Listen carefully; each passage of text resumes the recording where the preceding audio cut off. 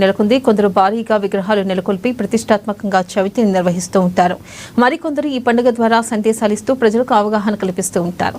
ఈ క్రమంలోనే పల్నాడు జిల్లా సత్తెనపల్లి పట్టణంలో తయారు చేసిన కొబ్బరికాయల గణపతి అందరినీ విశేషంగా ఆకట్టుకుంటున్నాడు. 1600 కొబ్బరికాయలు 21 అడుగుల ఎత్తులో పర్యావరణానికి హాని లేకుండా అత్యంత భక్తి శ్రద్ధలతో గణనాథుని విగ్రహం ఏర్పాటు చేసిన కమిటీ సభ్యులు గత 19 ఏళ్ల నుంచి గణేష్ ఉత్సవాలను జరుపుతున్నామని, కుల మతాలకు అతీతంగా పండుగను ఘనంగా నిర్వహించడం జరుగుతుందని కమిటీ సభ్యులు తెలిపారు. పల్నాడు జిల్లా సత్తెనపల్లి నియోజకవర్గం సత్తెనపల్లి 22వ వార్డు నాగన్నకుంట బ్రహ్మంగారిపల్లి వద్ద వేచేసి ఉన్నటువంటి శ్రీ విఘ్నేశ్వర స్వామి మండపం.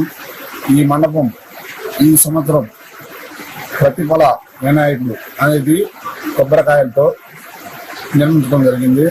ఎందుకు నిర్మించడం జరిగిందంటే పొల్యూషన్ ప్రాబ్లం వలన మనం స్వామివారిని నిమజ్జనం చేసేటప్పుడు ప్లాస్టర్ ప్యారిస్ తీసుకొచ్చి పెట్టి నీళ్లలో జల్లులో కలిపేటప్పుడు నీళ్లు కలుషితం అయితేనే భావంతో మా కమిటీ వారు మేమందరం కూర్చొని మాట్లాడుకొని ఈ యొక్క నారికేళంతో విఘ్నేశ్వరుని 1600 టెంకాయలతో 21 అడుగు ఎత్తి మీద నిర్మించడం జరిగింది.